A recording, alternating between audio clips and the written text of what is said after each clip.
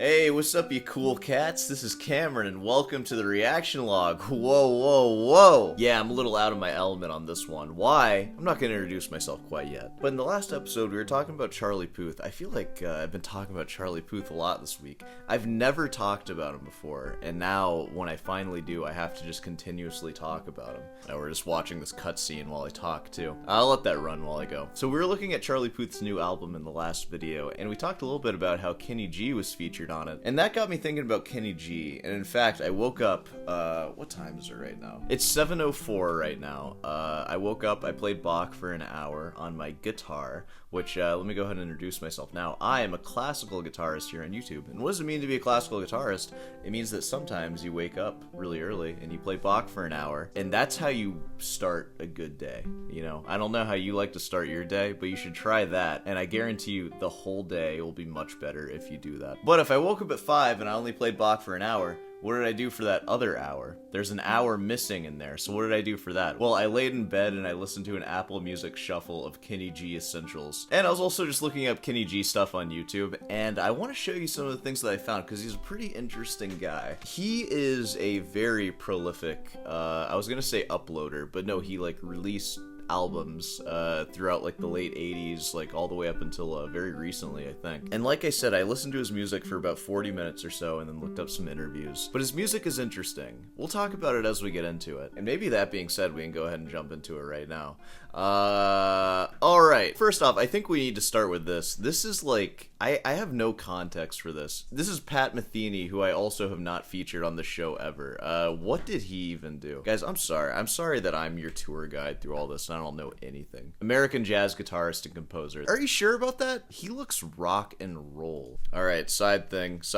Gotta look up Pat Metheny now.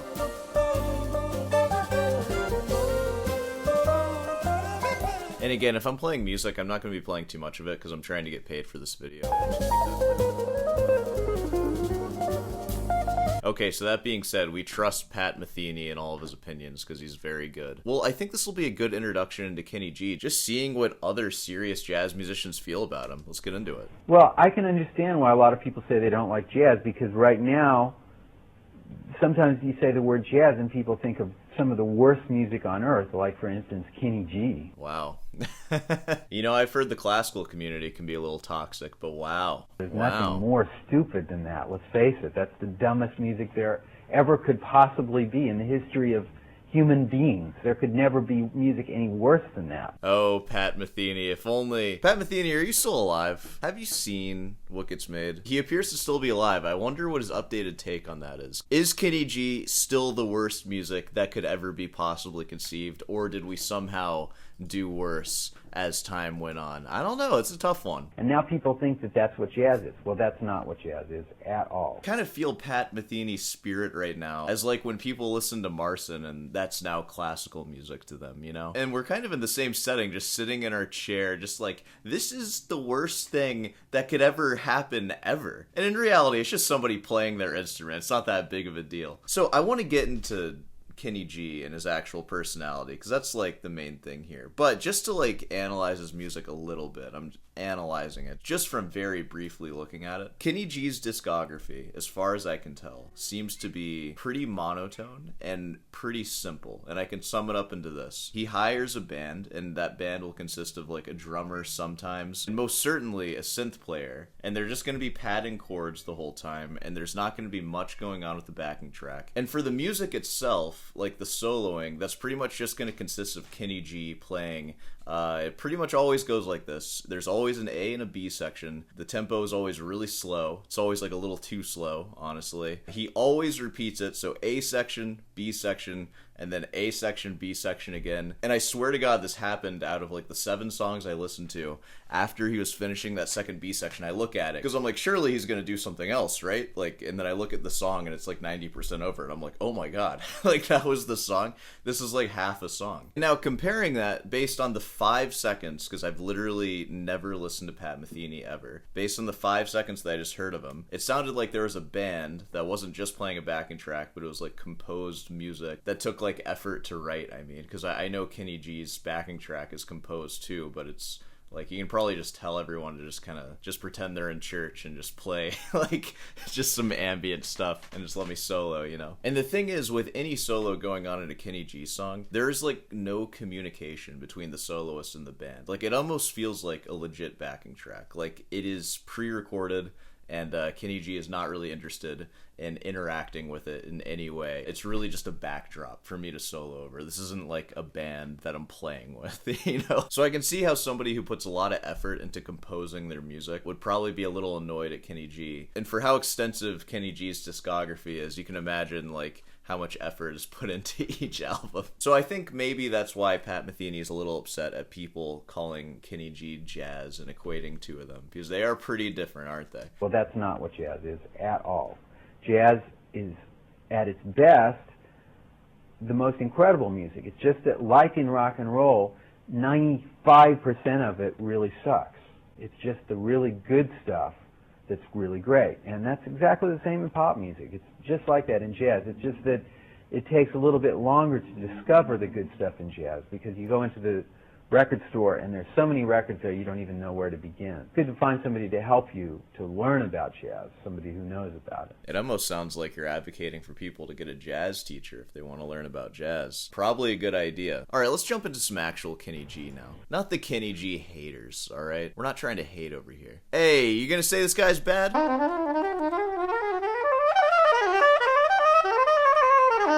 practice every day, 3 hours every day. Could I practice 2? Probably. Could I practice 5? Probably. See? I get more excited about that.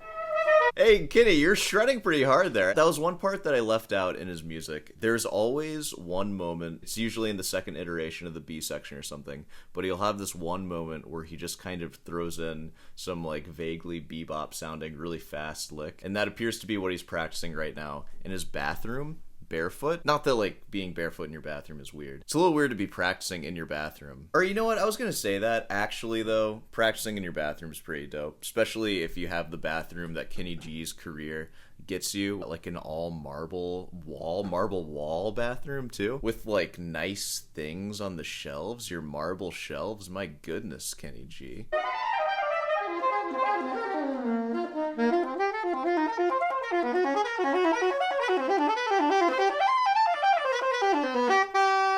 That's a hard lick, and I just played it really well. Yeah, that's so great. That's such a good line. You know, I think it takes that kind of confidence to have a career where you're basically just playing over backing tracks, and that's like every album you put out. It takes that kind of faith in your own abilities and yourself, like just more than anyone ever should dream of believing in themselves. I know exactly how it is, Kenny G.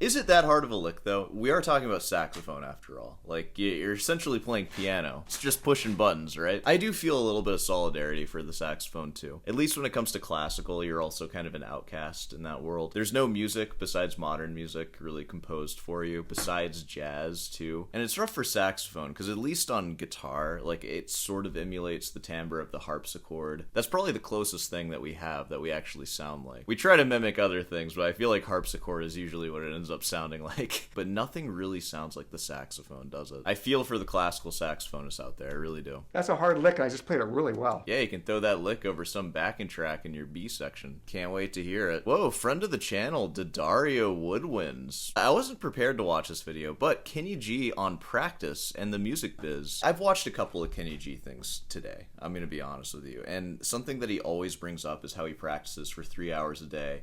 Could do 2, could do 5. He never really talks about what he actually practices. So I'm hoping that in this video we actually get a glimpse into how he structures this practice. For me, I learned how to play my saxophone at the public schools. I had a lesson every week. I remember the guy's name, Mr. Bloom. You know, that's not impressive, remembering your first music teacher. I haven't thought about him for 40 years.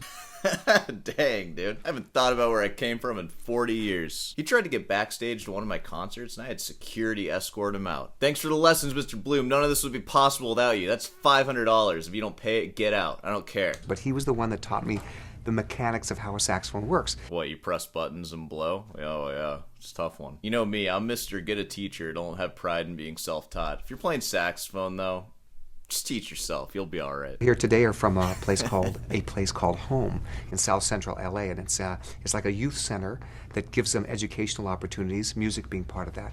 And I just think it's important to support that, to give kids a chance to do what I did.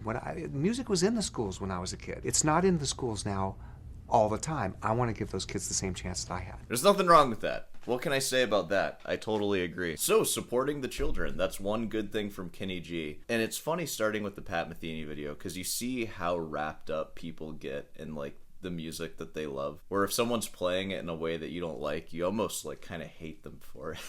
It is a little irrational, isn't it? But it does come from a place of just wanting excellence. And, like, you see it, and you want everybody else to see it, and it makes you upset when other people don't see it. Which, if you're helping spread music education, people will see it a little bit easier. So even if you think his music sucks, he's helping educate people to see how much his music sucks. You know, I got straight A's in school, so I could have done other things. My dad was in the plumbing business, so I could have done that. There was talk that I was going to be part of my dad's business. He basically is a plumber. I mean, he does still deal with metal pipe. I practice the saxophone at least 2 hours every day, 2 to 3 hours.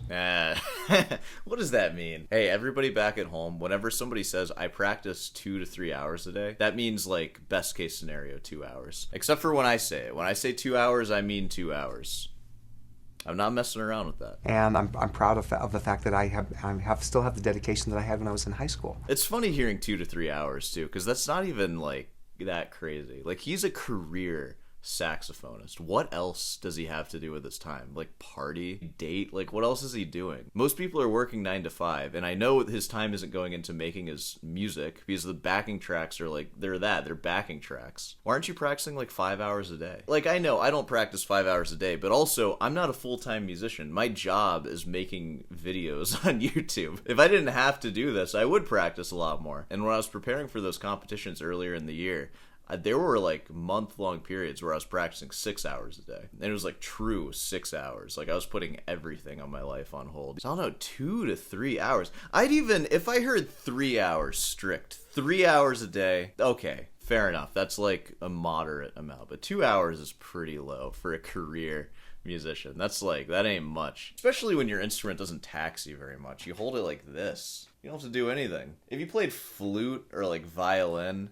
I kind of get it then, but for soprano saxophone, you even have I bet they have like a strap too. It's so light, you just hold it. It's nothing, dude. And I'm proud of the fact that I still have the dedication that I had when I was in high school. That's also funny. I feel totally the opposite of that, which maybe that's telling by the fact that he's the career musician and I'm not. I was kind of a slacker in high school. Now, like, I wake up early basically every day just to practice. I don't even have to do that. I just like doing it early. I've kind of developed into a morning person as I've aged. That's something people don't normally know, because you would think that once a person reaches a certain level, you don't really have to practice. Well, you don't have to. I like to. I like this instrument. I want to get better. I'm still trying to get good. That's something that is so easy to lose sight of, especially as I've gone through my early and now into my late 20s. And remembering picking up the guitar when I was 11 for the first time. So it's almost been 2 decades. It's been like 17 years. I didn't start playing guitar for any reason other than I just thought it was cool. And I played it for years with that idea too. And now I kind of have these things that I'm practicing for. Like I have grad school. I have the idea of my grad recital coming up. I have competitions that I want to do. I have these reasons to practice. And it's kind of easy to lose sight of that initial reason why I started, which is pretty vague and just sort of based on feeling, but it does feel good to hold a guitar in my hands, and that's always been the case throughout my whole life. I would like to take comfort in knowing that I would still be doing the same thing regardless of any external validation that I might get from it or anything. And that's sort of another point for Pat Metheny too, being upset at Kenny G's, or he's not upset at Kenny G, he's more upset at people equating him and Kenny G as jazz musicians. Kenny's talking about practicing, and you could ask can't he put more effort into his music? Why doesn't he play better music? Why not work on some real jazz records or something? And you can see how happy he is playing this. I don't think he's lying to us. I think he actually enjoys what he's doing. And you don't really get to choose what you enjoy to do. I hate to bring up Marson again, but it's kind of like Marson. I believe that Marson loves what he does. And the thing is, he could practice classical, but you don't get to choose what it is that really gets you excited. And if you do find something that gets you excited and that like gets you to practice a ton, you're kind of at the whim of that, you know? So it's a tough one, because you can always say, hey, you can do better, play better stuff, like practice better stuff, but also if you don't enjoy it, you don't enjoy it. And if you do enjoy something else, maybe life is about just playing that instead. You know what, whatever. I guess what I'm getting at is, don't worry about it so much. Just do whatever you want. But I still think I have a long ways to go, and I'm going to keep trying and trying and trying until I can get. And by the way, it's a lifelong path. It's like golf. See, I like golf too. I've played many rounds with the best players in the world, from Jack Nicklaus to Arnold Palmer. I played with Tiger Woods, Phil Mickelson. And what do I see from these top people in the different walks of life? They're all really dedicated to what they do, and they practice really hard to become the best they can be. And guess what? They're never satisfied. What is it that you practice, though? That's really what I'd like to get to. Because what does 2 to 3 hours of practice really look like for you? This is why it's important to film a practice log. I think everybody should do that. People are not flocking to the record stores because there's not as many record stores. But a person in Shanghai can wake up in their pajamas and buy my record. Okay, so there's something there. So how do you make that work for yourself? I think what you do is you've got to think about selling people. Maybe you don't sell them CDs. Maybe you sell them something else. Maybe you sell them access to you. Very private things like backstage pass, internet style, which means that if you join my subscription, you'll get all my records for free for the rest of your life, all the records you want.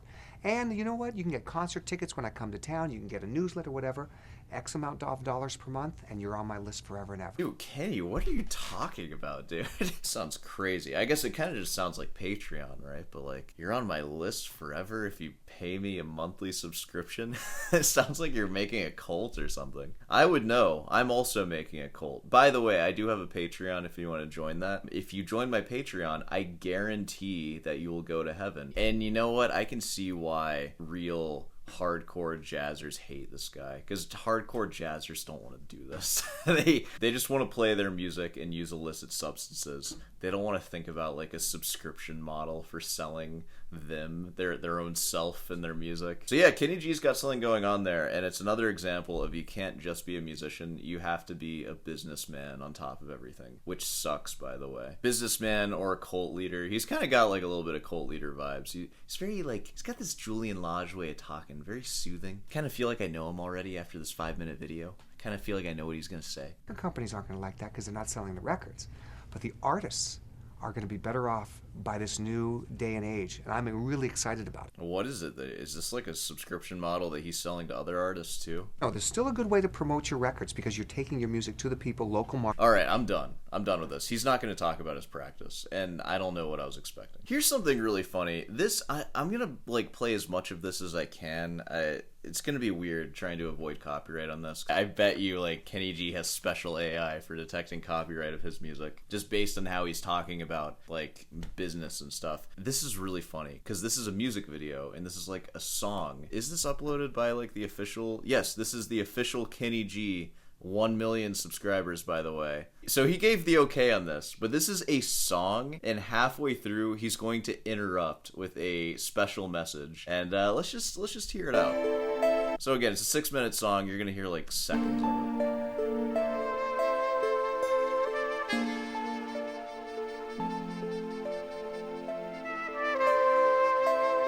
And this is pretty representative of basically his entire discography. It's very slow, ambient saxophone over it, which, by the way, the soprano saxophone, isn't that just like beautiful?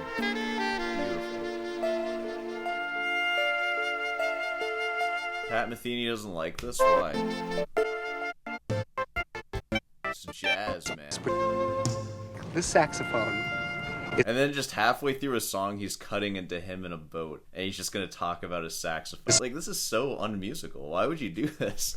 You never interrupt music that you care about. Why? Often confused with a gold clarinet, but it really is a saxophone. Why do I play the saxophone on the right side of my mouth? He's just talking now. You must find your own music so boring. It's like, I need a little dialogue halfway through this. And there's really no answer to it. Like, this is a song he's posting on his YouTube channel. He's just talking over it. it? And that it feels more comfortable to me over on that side for some reason. Yeah, the answer is you play your saxophone wrong because your teacher didn't teach you good. That's like me when I look at some guitarist playing some wacky, like, wrist bent kind of way. And they're just, oh, well, that's just how I play. And then I can look at them and be like, oh, well, you'd play better if you didn't do that. You ever consider that? The real answer is I can kind of just play any way I want because what I play isn't really that demanding, so it doesn't matter. I just play what I want and I'm just chilling on my boat and I don't care. My teeth have made these marks over the years into this metal mouthpiece. It just feels good to have it slide over to the right side of my mouth. That's nice. Okay. Thanks for the interruption, Kenny G. I appreciate it. I was getting pretty sleepy. Like, again, you have no control over what it is you like to make, and he obviously has found something that he loves, which is great. Is it something that I'm going to be listening to? Definitely not. I do kind of equate Kenny G and Marson. They are both these very distinct flavors of something, and if there was any reason that you'd want that flavor, the option is there for if you want it. But man, are there better flavors out there. And an example of other flavors that are better that you could listen to if you want. After listening to Kenny G for about 40 minutes, I was reminded of Chuck Mangione, which is someone I've liked for a while. And I'll pull up the album I started listening to. It's like his most famous one. Oh yeah, I listened to a little bit of Charlie Puth's new album too. It's perfect for Kenny G. He has a ton of albums, but this is the one that I know, and this is like his most famous one probably. And I'm not going to play any of it because I'm going to get a copyright strike, but just listen to Kenny G for a little bit, and I just want you to pay attention to how Kenny really doesn't interact with the band or like really the backing track, like I called it, in any way. And also just notice how like dated everything sounds with those synthesizers and keyboards. Like, it really is just leaning into the pop music of the early 90s. And then I want you to go to Chuck Mangione, Feels So Good. Listen to the first track. It's 9 minutes. Just listen to it. It's fine. It feels like 4 minutes when you listen to it. And this came out in 77, and it sounds like it could have been released yesterday, and you'd be like, that's a banging freaking track right there. And by the end of it, every instrument that you hear has its own character and personality, and they all interact with each other, and it does feel so good. And that's an example of if you wanted that like smooth jazz flavor, but you want something that's actually good, that's like fun to listen to. And like Kenny G is fun to listen to, I'm sure. Again, it's a flavor. It's a very distinct flavor. There's just no challenge to it whatsoever. Like, the only little bit of challenge you're gonna get is when he shreds for like 2 seconds, and it's not going to be over any kind of crazy changes. He's not going to be interacting with the drums or the synth at all, and there's just not much to it. But if you listen to this, you'll get a lot of those same flavors, but with so much more nuance. Highly recommend. Just go listen to it. I think we got the Kenny G video down for the books. So let's go ahead and wrap this one up here. Of course, if you made it this far, be sure to subscribe and leave a like. Hey, I got my recital class. Go check that out if you want to play for me. No jazz allowed, only classical. So there we go. Of course, head on down over to Rootin's Delight for some merch. I'll see you in the next one.